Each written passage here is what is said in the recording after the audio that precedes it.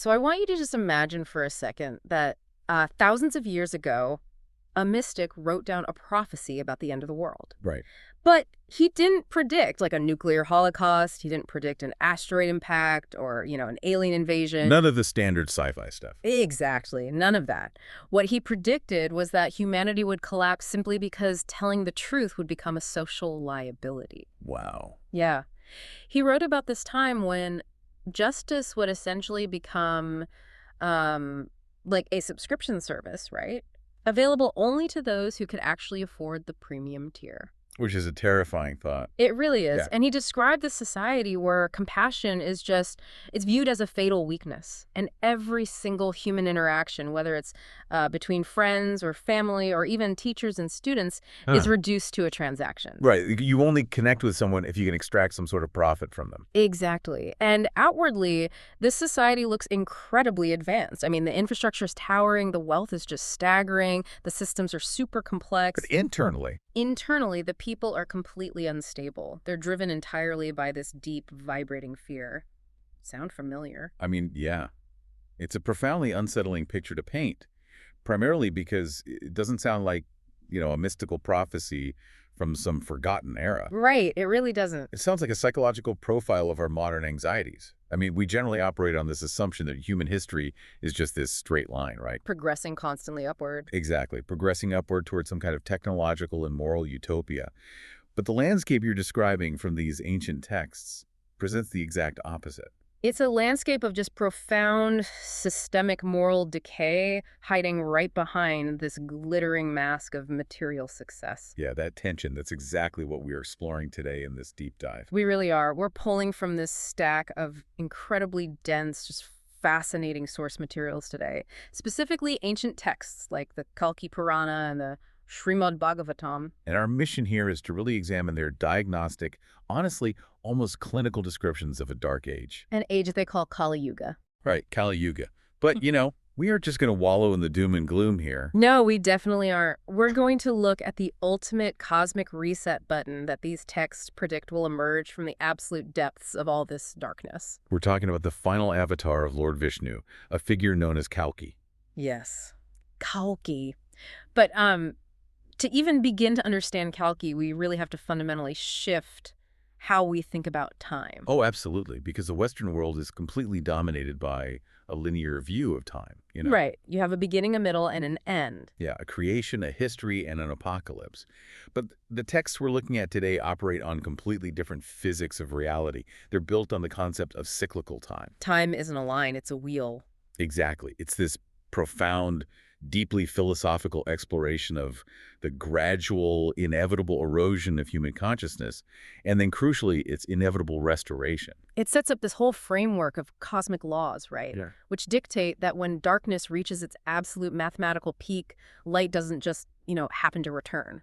Right. It is structurally, inevitably bound to return. It's a massive system correcting itself. So let's actually match out this wheel of time, because the texts describe 4 distinct ages, or yugas. You've got Satya Yuga, Treta Yuga, Dwapara Yuga, and finally, Kali Yuga. Right. And I like to think of it like a massive cosmic battery, right? One that powers human morality and consciousness, but it's slowly draining over millions of years. I love that analogy. Yeah. So in the first age, Satya Yuga, humanity's moral battery, is at 100%. The texts describe this as an age where truth and virtue are completely effortless. There's no need for complex laws or heavy police forces. Exactly, because the internal moral compass of literally every individual is perfectly calibrated north. But as you move through the ages, that battery depletes. It drains out. Right. By the time we hit the age we're discussing today, Kali Yuga society is basically running on just a tiny, tiny fraction of a percent of its original moral power. The low battery warning has been flashing for centuries. Exactly. The screen is dimming, the apps are crashing, and the system is just desperately, desperately needing a recharge. And taking that battery analogy a bit further, the texts actually use this really striking image of a bowl to represent Dharma. Oh, right. The bowl of Dharma. Yeah. Now, Dharma is a complex Sanskrit term, but for our purposes here, we can basically understand it as cosmic law, duty, fundamental righteousness, or just the natural order of the universe. Okay, got it. So in the first age, Satya Yuga, the bull of Dharma, stands firmly on 4 legs: austerity, purity, compassion, and truth. And then what happens? Well, with each passing age, a leg is broken. So by the time we reach Kali Yuga, the bull is teetering on just one single leg. And that leg is truth. Exactly. And even that last leg is constantly being kicked out from under it. So to understand why a savior, this recharge you mentioned, is even necessary, we have to look closely at the symptoms of this one-legged age. Because the source material doesn't just offer vague complaints about, kids these days. No, not at all. It goes into remarkable systematic detail about the anatomy of this dark age. It gives us this highly specific diagnostic checklist for societal collapse. And first on that list is the complete collapse of foundational values. Right. Religion, higher ideals, the concept of dharma itself, they only have a fraction of their strength left. And nature abhors a vacuum. So when higher ideals vanish, they're immediately replaced by the worship of wealth and power. It's not just that people want money. Right. It's that money becomes the ultimate, unquestionable arbiter of a person's worth. The fundamental value system is completely inverted. The texts detail how the rulers, the administrators, the people entrusted with the welfare of society, they completely forget their core duties. Because historically, right, in these frameworks, a king or a leader's primary purpose was the protection and the spiritual uplifting of their citizens. Exactly. But in Kali Yuga, the texts state that leaders become obsessed exclusively with their own rights, their own privileges, and their own selfish desires. They degrade into tyrants. Yeah, they don't use their power to build or protect. They use their power exclusively to generate fear and to literally loot the public. The very concept of leadership devolves into just pure, unadulterated exploitation. The state basically becomes a predator. And what's really terrifying is how this top-down corruption just bleeds right into the everyday fabric of normal life. Oh, absolutely. The sources say that in trade and business, deceit and fraud become completely normalized. It's no longer a scandal when a merchant cheats a customer. Right. It's just considered like the savvy cost of doing business. Yeah. If you aren't scamming someone, you're the one being scammed. And if you try to seek recourse, you hit the next symptom. Yeah.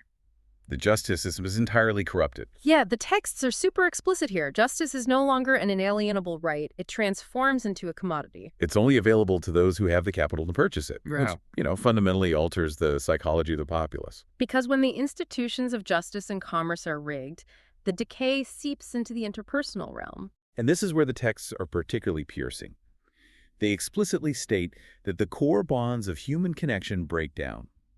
We see a total collapse of the family unit. Like children no longer respecting or caring for their parents. Right, viewing them perhaps as burdens rather than sources of wisdom. And friendships, which historically in these cultures were sacred bonds of mutual care and spiritual support. They're forged and broken based purely on profit margins. Exactly. You evaluate a friend based on their network, their net worth, or what they can do for your social standing. And the texts even point out the death of the teacher-student relationship, which is huge. Oh, it's massive. Sure. In ancient traditions, the bond between a guru and a disciple was incredibly revered. The teacher wasn't just like downloading data into the student's brain. They were guiding them towards self-realization and wisdom. But in Kali Yuga, this bond becomes a mere financial formality. Education stops being about illuminating the mind and becomes exclusively about gaining profit. The student pays a fee to acquire a credential, and the teacher provides the credential to acquire the fee. The soul is entirely stripped out of the learning process. And the tragedy here is the hollow nature of the society it creates. You read these ancient descriptions, and the text highlights this fascinating but really devastating psychological insight. Right, that this total moral collapse doesn't happen overnight. It is a generational phenomenon. That is the insidious part. It's a slow boil. Every single generation becomes slightly more materialistic and slightly less moral than the generation that preceded it. Sociologists today actually refer to a concept called shifting baseline syndrome. Oh, I've heard of that. Doesn't it usually apply to the environment? Yeah, exactly. It's about how each generation accepts a more degraded natural world as the normal baseline because they never saw what it looked like before. Right. Well, the Kalki Purana and the Bhagavatam are describing a shifting moral baseline. So the society boasts incredible outer progress, like they might have towering, glittering cities, rapid transportation, and immense consolidated wealth. But the individuals within that society suffer from severe inner instability and fear. They have every conceivable material comfort on the outside, but all trust is gone. They are deeply, profoundly alone. Wait, hold on. I have to ask about the mechanics of this. We are talking about a society where human beings are miserable, paranoid, and alone. Why do people let it get this bad? That's the million-dollar question. Right. The text emphasizes that in this age, truth is actually considered foolishness. That is a massive conscious inversion of values. It means that doing the right thing, playing fair, or telling the truth actually makes you a pariah. An outcast. A sucker, exactly. So why would an entire society collectively choose a framework that makes them miserable? Well, it's an evolutionary defense mechanism against a hyper-competitive, hyper-exploitative environment. Make sense of that for me. When the systems of justice and leadership become corrupt, survival demands adaptation to that corruption. If everyone else is cheating to get ahead, if the leaders are looting the public, the person who insists on playing by the rules is going to be crushed. They're viewed as a fool who doesn't understand how the real world operates. Exactly. The tragedy of Kali Yuga isn't just that bad things happen. It's that the abnormal, the corrupt, and the cruel become the standard operating procedure. To be virtuous in Kali Yuga is to invite extreme friction into your life. The path of least resistance is to just join the corruption. I really want you listening to this to just pause and reflect on that for a second. Think about the modern obsession with hustle culture. Oh, definitely. Think about the phenomenon of transactional networking on social platforms where you're constantly, almost subconsciously, evaluating what someone can do for your career before you decide to engage with them. It's everywhere. It really is. Think about how often relationships are treated as mere stepping stones, or how algorithms reward outrage and deceit while burying nuanced truth. The echoes of this ancient text are ringing incredibly loud today. It feels less like a prophecy and more like a mirror. A completely terrifying mirror. It is a mirror. But, the architecture of these ancient texts never leaves the reader entirely in despair. While the grand, visible structures of society are collapsing from this moral rot, the source material reveals that there is a counter-movement. Always a silver lining somewhere. Always. There are always a few people quietly, stubbornly preserving the original blueprints of humanity. And this introduces us to the concept of Shambhala. Now, if you've heard the word Shambhala, you probably have a pop culture image in your head. Right, like a magical, glittering utopia hidden in the Himalayas, maybe clouds parting to reveal Golden Tower. Exactly, some Indiana Jones type stuff. But the texts introduce Shambhala in a very different way. It is a remote, secret village, yes, but to the outside eye, it looks completely ordinary. There were no Golden Towers. Right, it's just a quiet, simple place. But its inhabitants are engaged in this massive, high-stakes, secret undertaking. They are preserving the ancient knowledge. They are keeping the Vedas, the Upanishads, and the Puranas alive. And we really need to unpack what those texts are to understand the magnitude of this preservation. The Vedas are considered the foundational knowledge of reality in this tradition. Like the cosmic science. Yes, the Upanishads are the profound philosophical inquiries into the nature of the self and the universe. And the Puranas are the historical and mythological records. So they're preserving everything. The inhabitants of Shambhala are preserving the entire operating system of human enlightenment. And in this village, the narrative introduces us to a man named Vishnu. He's described as a learned, righteous Brahmin, right? Yes. Now, in the context of this specific era, Brahmin refers less to a rigid social caste and more to a person whose fundamental duty is the pursuit of truth and the preservation of sacred knowledge. And his wife, Sumati. Right, Sumati. She is described as having a nature that is simple, pure, and immensely compassionate. And they're living a life that is a stark, deliberate, honestly, almost offensive contrast to the rest of the world. While everyone outside Shambhala is fighting for wealth, clawing their way up the corporate or political ladder, backstabbing each other for scraps of power, Vishnuyasha and Sumati are living a simple, devout, highly disciplined life. They're teaching their children the old ways, truth, restraint, and service. They are passing down this generations-old prophecy about the turning of the wheel, and their daily practice, their core motivation, is simply a prayer.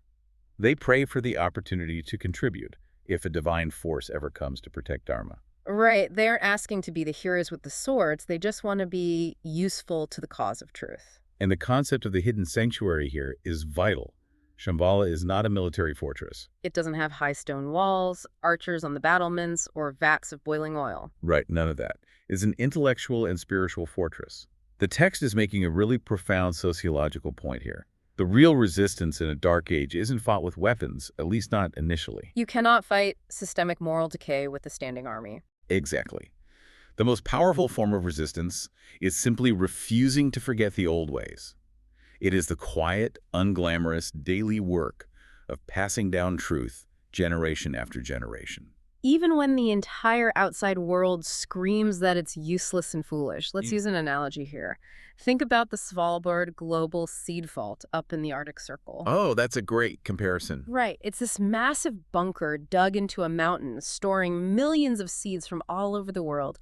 Vishnuyasha, Samadhi, and the quiet archivists of Shambhala are essentially the caretakers of a moral and spiritual doomsday vault. They're guarding the last vital seeds of a healthy human society. Exactly. They know the soil outside and the rest of the world is completely toxic right now.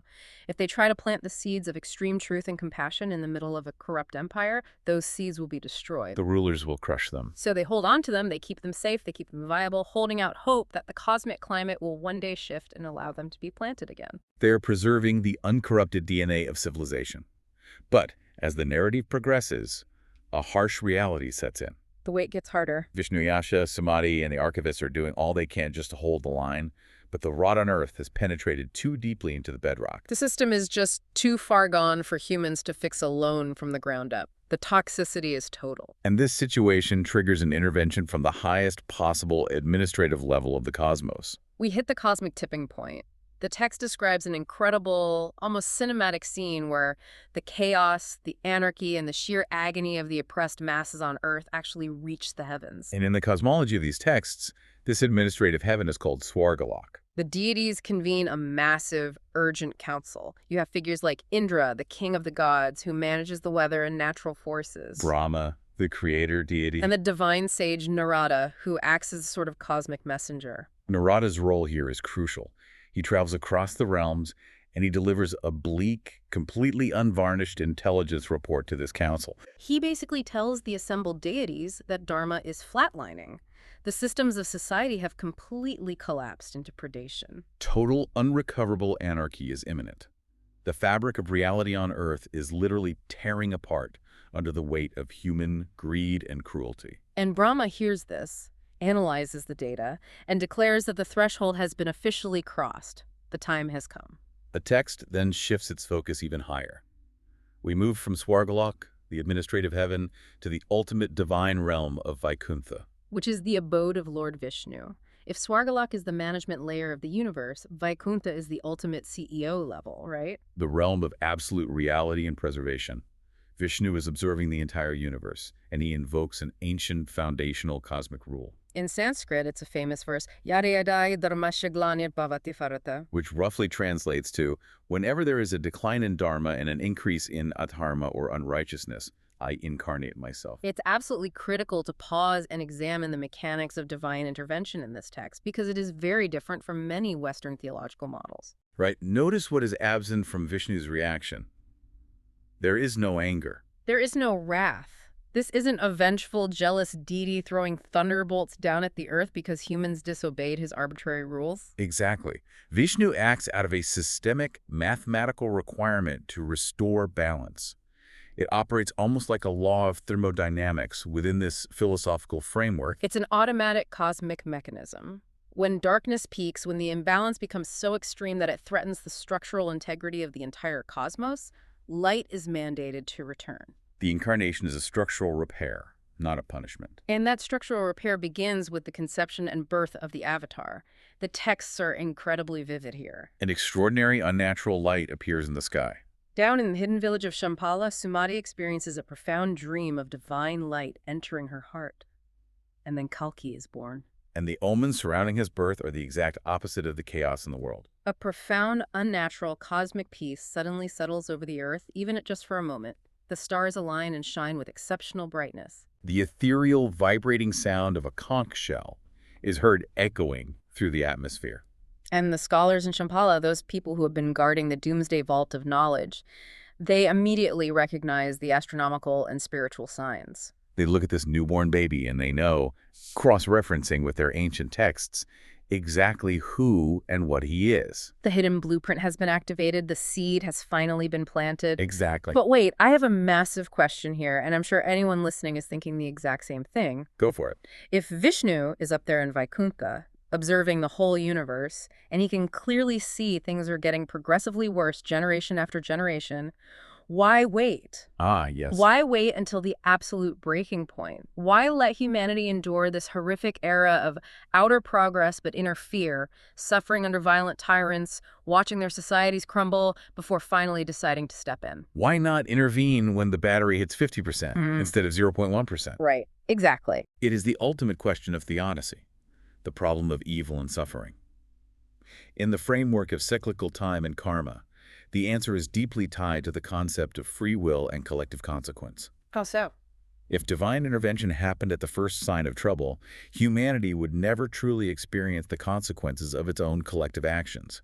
The cycle of the yugas is exactly that, a cycle of human spiritual evolution and devolution. So humanity, as a collective entity, has to exhaust its own karma, its own momentum. Exactly, like letting a fever run its course. Wow. Let the body fight the infection until it physically can't anymore. Precisely.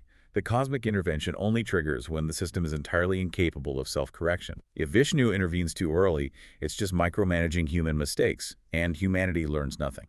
The deep, agonizing consequences of greed have to be fully realized by the collective consciousness. Kalki doesn't arrive to prevent humanity from making mistakes. He arrives to prevent total systemic annihilation once those mistakes have reached their ultimate terminal conclusion. So the fever has peaked, the patient is crashing, and the medicine is administered. But even a divine incarnation needs to be prepared for the physical, gritty realities of the world. Because a glowing baby with a great destiny isn't going to stop systemic, global, heavily armed corruption. Right. And this brings us to the phase of the story where the ultimate weapon is forged. The texts emphasize that Kalki is fundamentally different from a normal human, but he still has to undergo a human process. He is brilliant from the start, though. Oh, absolutely. The sources say that by age 5, he is effortlessly mastering complex Vedic mantras and absorbing the ancient knowledge preserved in Shambhala. Yet crucially, Vishnuyasha and Sumati raise him as a normal boy. He isn't coddled as a god. He needs to truly understand human life, human limitations, and the texture of human suffering from the ground up. He has to walk in the dirt to know how to clean it. But his relatively normal, quiet life in Shambhala gets completely upended by the arrival of an incredibly intense, almost mythic figure, Parashurama. Yes.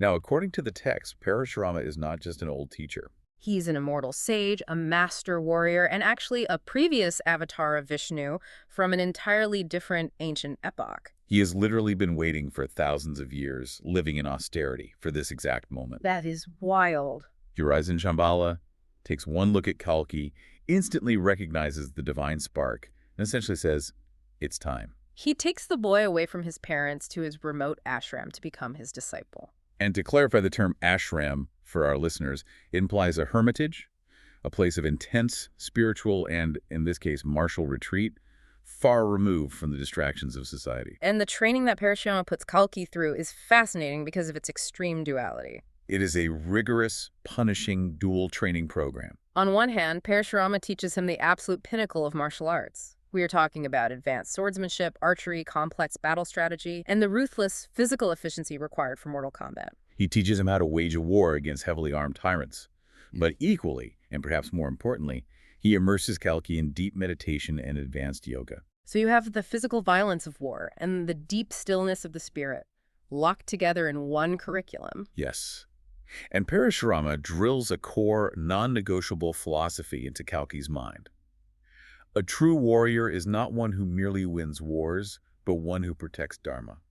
This sentence is the absolute crux of the entire narrative, isn't it? It really is. Parashurama is ensuring Kalki understands that power, in and of itself, is entirely neutral. A sword doesn't care who it cuts. Without the grounding of Dharma, without an unwavering commitment to truth, compassion, and a connection to the cosmic balance power, just becomes another tool for distraction. Exactly. If Kalki only possessed martial skills and immense strength, he would be functionally indistinguishable from the tyrants he is meant to destroy. Let's unpack this with another analogy. Think about the process of forging a diamond. Oh, perfect. You need two distinct elements, right? First, you need immense crushing pressure and intense heat. That represents the martial arts training, the physical conditioning, learning the brutal, unflinching realities of war. But you also need immense clarity and purity in the carbon structure. That represents the meditation, the yoga, the deep spiritual grounding that prevents the ego from taking over. Because if you just apply immense pressure, without that structural clarity, you don't get a diamond. No, you just get a crushed lump of coal. It takes both the pressure and the purity to create something sharp enough and hard enough to cut through the absolute hardened darkness of Kali Yuga. That duality perfectly explains what caused the Dark Age in the first place. The tyrants, the corrupt politicians, the fraudulent merchants of Kali Yuga, they have physical force. They have military might, police forces, and massive economic power. But they have absolutely zero spiritual grounding. Their force is completely disconnected from Dharma. Kalki is engineered to be the exact antidote to that specific poison. He is force perfectly aligned with spiritual truth. And to complete this intense preparation, Parashurama presents his student with two crucial divine gifts. He doesn't just hand him a standard-issue sword and send him on his way. First, he gives Kalki a creature named Devadatta. This is described as a luminous, magnificent white horse sent directly from heaven. And the text says this horse instantly recognizes Kalki as its master, forming an immediate psychic and spiritual bond. And the second gift is a weapon. But not just any forged steel. It is a blindingly bright, divine sword that literally symbolizes Dharma itself. It is the physical manifestation of righteous action, a blade of pure truth.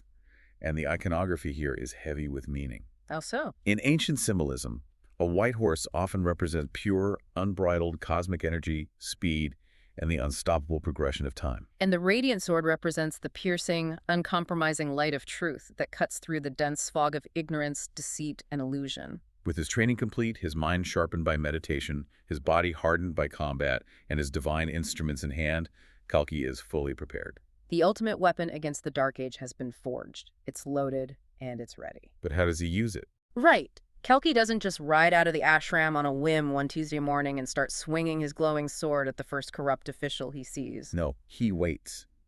Despite all this power, he sits in stillness. He waits for a highly specific, precise cosmic trigger to begin his global mission. And the timing of his deployment is deeply significant. The text describes a pivotal moment when Kalki is engaged in deep, profound meditation alongside his guru, Parashurama. He has quieted his human mind completely. And during this state of absolute stillness, an invisible cosmic signal arrives. Kalki experiences a massive, unfathomable expansion of consciousness. He doesn't just intellectually understand that the world is suffering, he feels the entire universe inside himself. Crucially, the text describes how he physically, emotionally, and spiritually experiences the collective pain, the agony, the despair, and the sheer terror of the oppressed masses across the entire earth. It is a terrifying, overwhelming level of empathy. He literally absorbs the suffering of billions of people into his own nervous system. And that is the trigger. That unbearable empathy is the catalyst for action. Kalki mounts Devadatta, the white horse, draws the glowing sword, and the campaign for balance officially begins. But the strategy is interesting. He doesn't start by teleporting to the capital city of the biggest global empire. He starts small. He begins by confronting tyrannical rulers in minor kingdoms, the local warlords and corrupt administrators who are directly terrorizing their immediate populations. This approach really reveals the unconventional nature of this war. Kalki is not a conqueror in the traditional sense. His goal is not to build an army, to expand the borders of a new nation, or to seize territory and wealth for himself. He doesn't want land. His sole objective is surgical, to systematically dismantle the infrastructure of the Dharma. He is targeting the systems and the specific individuals that perpetuate cruelty, fraud, and systemic exploitation. And the psychological impact of this on the general public is profound. Imagine living in a world where corruption is an undeniable fact of gravity. The texts say that at first, the people literally cannot believe what they are seeing. They are so deeply conditioned to fear, so completely used to the idea that the powerful always inevitably crush the weak. That seeing someone stand up to a tyrant without an ounce of fear is completely alien to their worldview. But as these minor tyrants begin to fall, as the untouchable corrupt elites are suddenly held accountable by this blinding force, something incredible happens to the masses. The paralyzing fear begins to crack. Courage and a deeply dormant sense of Dharma begin to reignite in the hearts of the public. And this is a vital point in the text's analysis of human sociology. Kalki is actually fighting two wars simultaneously. The first is external, the physical martial battles against corrupt rulers and their armies. But the second, and arguably far more important war, is internal. He is fighting the entrenched darkness within human consciousness itself. Because removing a bad ruler means absolutely nothing if the mindset of the populace remains selfish, fearful, and willing to exploit one another. Exactly. If the people are still corrupt, a new tyrant will simply step into the vacuum left by the old one. Kalki's mere presence, his absolute uncompromising stand for truth, acts as a tuning fork. It inspires the people to change their internal values. They see him, and they start to remember what bravery, honesty, and compassion actually look like. Okay, wait. I have to stop here because there is a massive, glaring paradox in this narrative that we just cannot ignore. I know exactly what you're going to ask. We are talking about a divine avatar whose ultimate goal is to bring back an era of profound peace, truth, and compassion, to restore the moral battery to 100%. Right. And how exactly is he doing it? By systematically, violently destroying the leaders of the old world with a sword. It's a harsh, bloody reboot of the system. He's essentially purging the corrupted files of humanity with extreme prejudice. So how do these ancient texts reconcile this extreme systemic violence with the ultimate goal of spiritual enlightenment and peace? How is a bloodbath the path to a utopia? It's an excellent question, and it's a paradox that is central to many ancient epics, particularly in this philosophical tradition. The text resolves this tension by returning to the strict definition of dharma. Okay, lay it on me. In this framework, violence used for selfish gain, for ego, to expand territory, or to oppress others is adharma.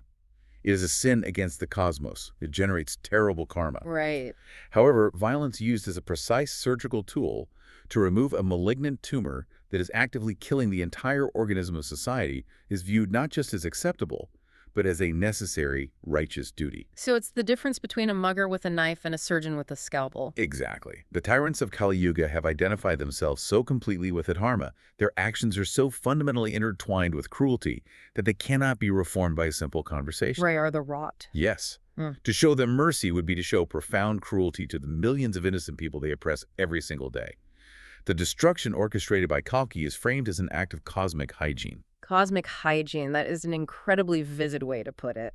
It is the immune system of the universe finally kicking in to destroy a lethal virus. And that hygiene culminates in the final earth-shattering clashes. As Kalki's momentum grows, as the public awakens, he finally comes face to face with the deepest, most entrenched roots of the Dark Age. These are the powerful, shadowy entities who have made adharma their entire way of life, their entire identity. They absolutely refuse to accept the new era of truth because their entire matrix of power depends on lies, exploitation, and keeping the public in fear. And the text describes this final battle not just as a military skirmish, but as a catastrophic event. Lightning flashes, the earth physically trembles, the skies darken. It's not just two armies fighting. It is literally a physical clash between two entire epochs. It is the dying age of darkness, violently, desperately resisting the incoming age of light. And because Kalki represents the mathematical, structural certainty of the cosmic cycle, the outcome of this clash is inevitable. The forces of adharma are completely eradicated. The massive, entrenched systems of exploitation are shattered beyond repair. The architects of fear are gone, and when the dust finally settles from this catastrophic, apocalyptic clash, we are left to see what actually replaces the old world. Right, because tearing a corrupt system down is only half the job. You have to build something in its place. This brings us to the dawn of Satya Yuga and the aftermath of the war. And what I find absolutely fascinating is that the very first thing the texts describe after the victory isn't a new government being formed. It isn't a new set of laws being written. No, it's an environmental shift. The victory of Dharma causes the physical world to instantly begin healing. Rivers that were choked with pollution and filth suddenly run clear and clean again. Forests that were stripped bare begin to rapidly grow back. The smog and darkness in the skies literally clear up, revealing the stars. This illustrates a deeply beautiful philosophical concept woven throughout these sources. The idea that the inner state of human consciousness and the outer state of the natural environment are intimately, inextricably connected. The pollution, the degradation, and the toxicity of the earth during Kali Yuga were not just physical problems. They were the physical manifestations of humanity's internal moral decay and boundless greed. When that greed is surgically removed from the population and human consciousness is purified, nature instinctively responds. The Earth breathes a sigh of relief and returns to a state of balance and abundance. So the planet begins to heal, and humanity itself undergoes a fundamental transformation. The texts describe it like people waking up from a long, suffocating nightmare. The spell is broken. They look around and realize that their entire lives shouldn't revolve around endless selfishness, paranoia, and the desperate hoarding of wealth. The deep psychological trauma of the Dark Age breaks. People become sensitive to one another again. They become naturally cooperative. They effortlessly elevate truth, compassion, and justice back to the highest societal values. The bull of Dharma is standing on all four legs again. The cosmic battery is officially recharged to 100%. This marks the definitive, triumphant end of Kali Yuga and the dawn of a new Satya Yuga, the age of truth. And this brings us to what I consider to be perhaps the most profound and instructive moment in the entire narrative, Kalki's exit. Right. Having fulfilled his cosmic purpose, having literally saved the world, defeated the ultimate evil, and reset human consciousness, what does Kalki do? Well, he doesn't build a palace. No.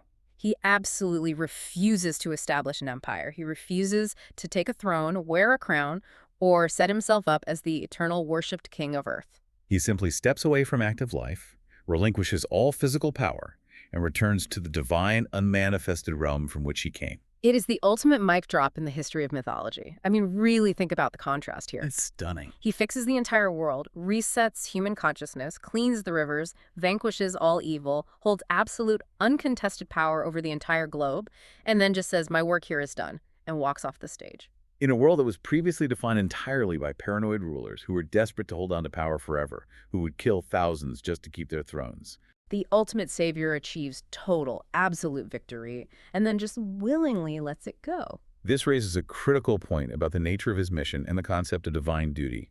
His departure proves, beyond a shadow of a doubt, that his actions were entirely selfless. It was never about his personal ego. It was never about Kalki becoming the eternal dictator of Earth, even a benevolent one. It was purely about restoring the cosmic balance. Once that balance was restored, once the system could sustain itself in truth and the people were awakened, his active presence was no longer required. He leaves his story behind, not as a monument to his ego to be worshipped, but as a permanent instructional reminder for humanity. A reminder that light always, invariably follows the deepest darkness. So what does this all mean for us right now, sitting in traffic or cooking dinner listening to this? Good question. As we pull all these ancient mystical threads together, the overarching theme of this deep dive becomes incredibly clear. The story of Kalki, meticulously detailed in the Kalki Purana and the Srimad Bhagavatam, isn't just about some distant, futuristic apocalypse with glowing swords and flying horses. It is a profound, timeless, psychological narrative about the resilience of truth. It reminds us that no matter how deep the societal rot goes, no matter how much outer progress is used to desperately mask inner fear, the universe and human nature itself has an undeniable mechanism for restoring balance. Light mathematically, inevitably follows the deepest darkness. The wheel always turns. And there is a very practical, everyday takeaway here as well. We discussed the hidden village of Shambhala earlier. Right, the doomsday vault of truth. You, listening right now, might not have a glowing divine sword. You don't have a heavenly white horse, and you aren't tasked with single-handedly dismantling global corruption. But the Shambhala phase of the story proves that simply preserving truth, maintaining your compassion, and insisting on real, authentic connection in a world that increasingly demands transactional, selfish behavior, that is a revolutionary act in itself. You don't have to fight the final, earth-shattering battle to be part of the cure. You just have to refuse to let the blueprint of a decent humanity be forgotten. I love that. Keeping the blueprint alive is the resistance. Now, to wrap up our deep dive today, I want to leave you with a final thought to mull over, something that connects the deep philosophy of these ancient texts directly to the device you're probably listening to this on right now. Oh, it's good. The text specifically noted that Kalki felt the collective pain of the world during his deep meditation, and that intense, overwhelming empathy is what triggered his action. Right. In our hyper-connected modern world, we don't need deep, mystical meditation to see the suffering of the world. We are exposed to the collective pain, the anger, and the tragedy of the globe every single day, streaming constantly on our smartphones in high definition. But instead of triggering a collective reset, or sparking profound unify action, that constant exposure to the world's pain often just makes us numb. It creates empathy fatigue. It makes us just scroll past it to the next video. It is a profound modern dilemma. We possess all the global awareness of an avatar without the resulting action or spiritual grounding to process it. So my final question to you is this. If the cosmic signal of global pain is already ringing in our pockets every single day, are we simply too distracted to answer it? Wow. Are we so caught up in navigating the unstable, fear-driven, transactional society we talked about at the very beginning, our own personal little version of Kali Yuga, that we are actively ignoring the call to restore our own internal balance? Think about it. Do you have the blueprint safe? Until next time, keep diving deep.